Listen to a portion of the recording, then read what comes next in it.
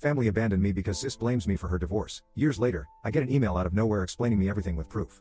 So I ruined her life with it. I didn't know if my family lived in the same house since I hadn't visited them for 7 years, but as luck would have it, they hadn't moved. I confirmed with an old neighbor of mine before showing up and was glad to learn that Hannah was still living with them as well.